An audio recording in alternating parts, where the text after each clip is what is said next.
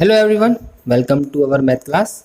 और आज की जो हमारी क्लास है वो है क्लास 6 के लिए मैथ की, और टॉपिक है वाणिज्य गणित में एक एक नियम। एक एक नियम क्या होता है, आज हम इसके सवालों को करेंगे। ठीक है, तो चलो वीडियो को शुरू करते हैं।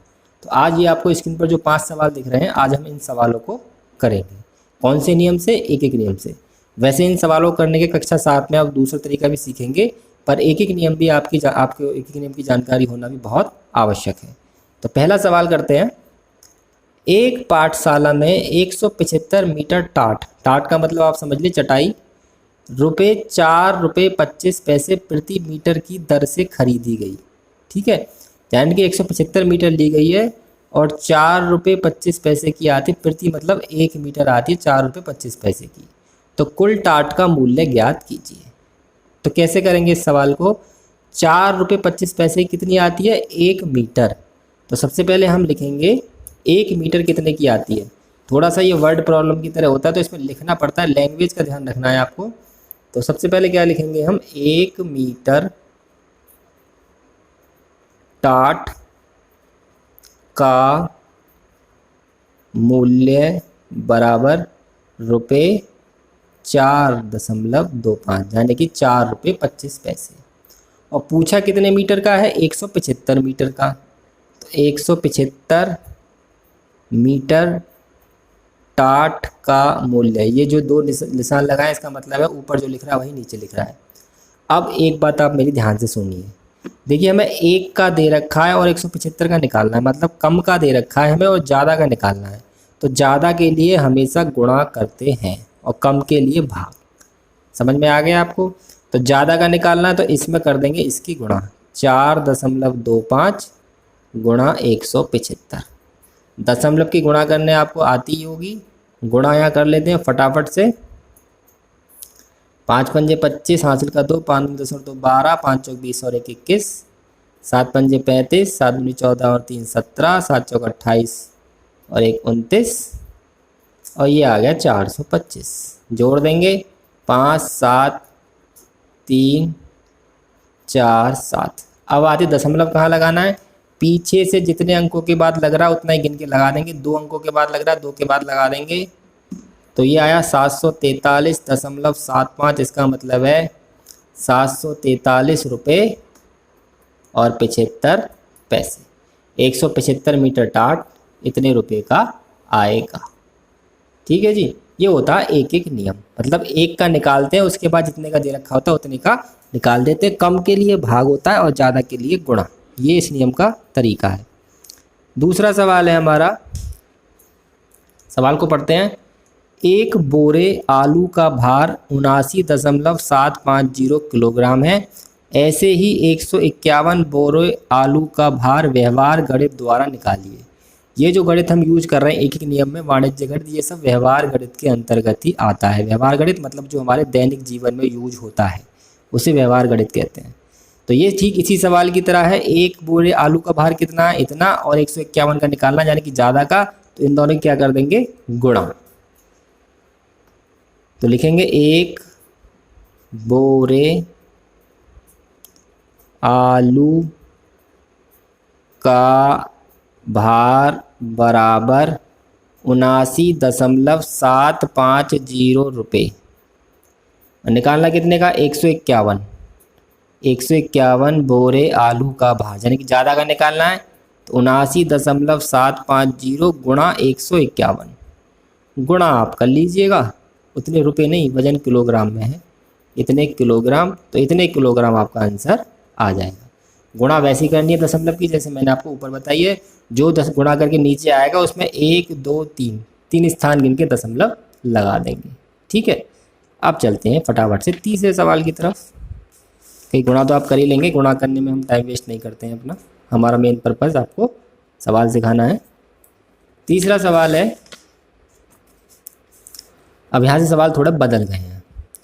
सवाल है हमारा 15 कमीजों, कमीज मतलब शर्ट को कहते हैं, 15 कमीजों का मूल्य है 3750 रुपये।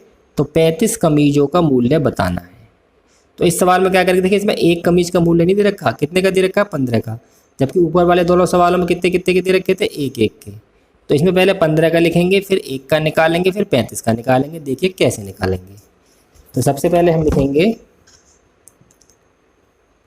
15 कमीजों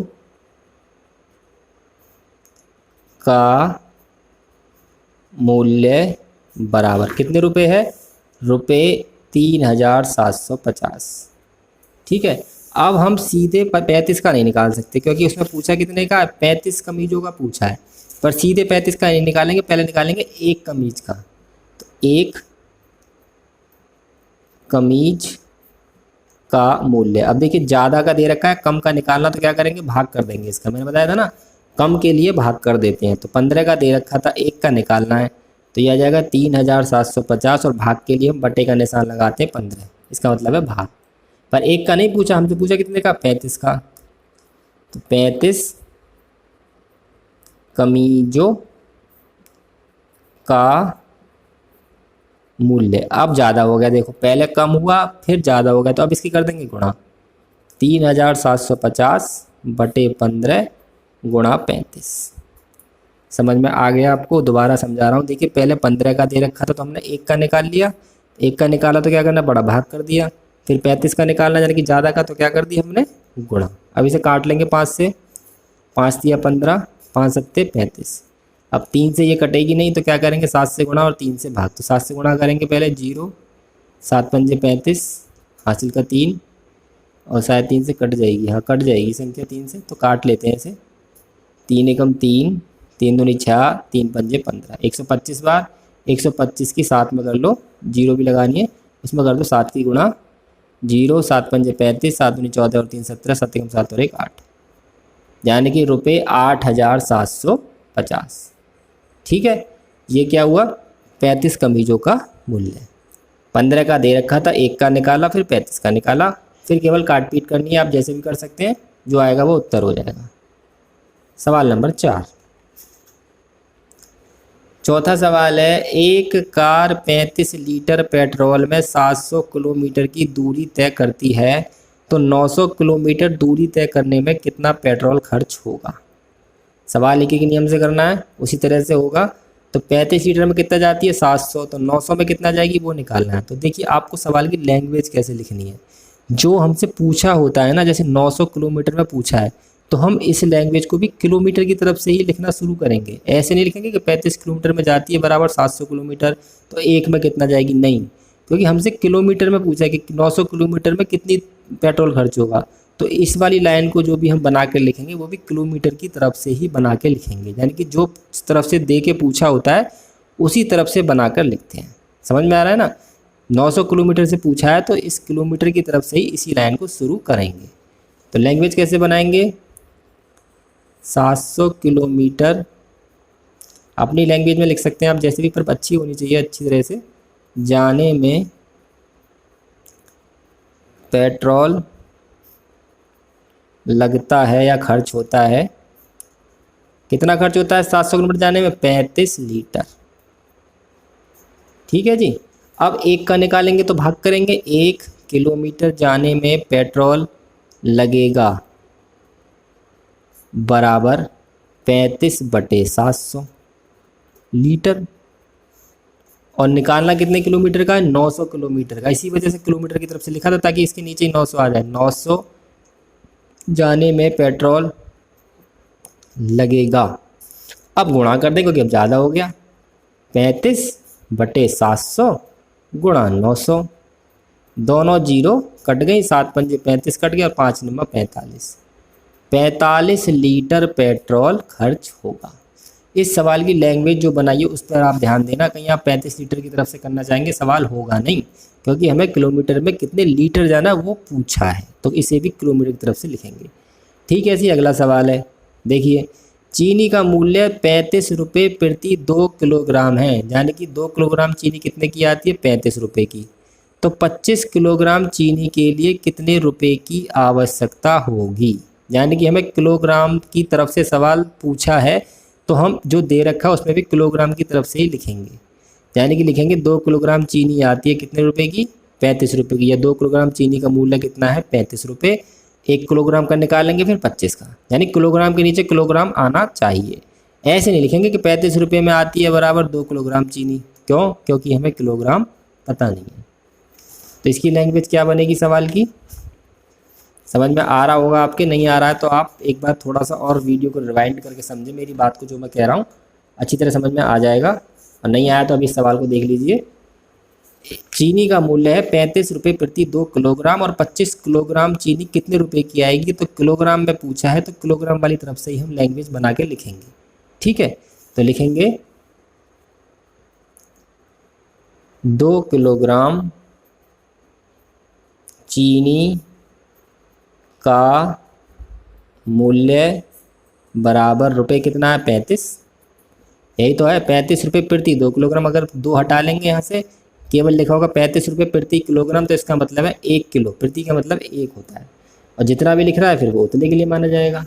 अब निकालेंगे 1 का, यानी कि कम का, और कम का निकालने के लिए क्या कर देंगे? भाग 35/2 रुपये। और कितने का निकालना है हमें फिर? 25 किलोग्राम का। तो 25 किलोग्राम चीनी का मूल्य बराबर 35/2 गुणा 25। अब 2 से ना तो ये कट रहा है ना ये कट रहा है, तो दोनों की गुणा करके 2 से भाग कर दो, दशमलव में उत्तर आ जाएगा। 25 पंजे 125 और ये 87/2। 2 से भाग करेंगे, 2 चौक 8, 2 तिया 6, 2 सत्ते 14 और 2 पंजे 10, यानी कि 437.50 रुपये। ये आ गया 25 किलोग्राम चीनी का मूल्य। तो आपको मेनली इन दोनों सवालों में समझने की आवश्यकता है कि लैंग्वेज किस तरीके से बनानी है। और दूसरी बात ये सोचनी है, कम के लिए हम भाग करते हैं और ज़्यादा के लिए हम गुणा करते हैं। बस इसे एक एक नियम में 2 चीज़ें समझने की हैं। पहले कम के लिए भाग, ज़्यादा के लिए गुणा, और दूसरी जो लैंग्वेज बनाई जाती है वो समझनी है कि जिस तरफ से हमें पूछा होता है। जैसे इसमें किलोमीटर की तरफ से पूछा था तो किलोमीटर की तरफ से ही हमने सवाल की लैंग्वेज बनाई। इसमें किलोग्राम की तरफ से पूछा था तो किलोग्राम की तरफ से हमने सवाल की लैंग्वेज बनाई है। आज की वीडियो में हमने आपको 5 सवाल बताए एक एक नियम के। एक एक नियम के जो सवाल हैं आपके दैनिक जीवन के लिए काफ़ी उपयोगी होते हैं और आपको ये आना चाहिए। ठीक है, तो आज की वीडियो में इतना ही है। वीडियो अगर अच्छी लगी हो तो चैनल को सब्सक्राइब कर लेना, वीडियो को लाइक कर दीजिए, शेयर कर दीजिए, और अगर अच्छी लगे वीडियो तो कमेंट भी ज़रूर करके बता दीजिए। और कोई कमी लगे वीडियो में तो वो भी कमेंट करके बता दीजिए, और कुछ समझ में ना रहा हो तो वो भी कमेंट करके बता सकते हैं। आज की वीडियो यहीं ख़त्म होती है। धन्यवाद।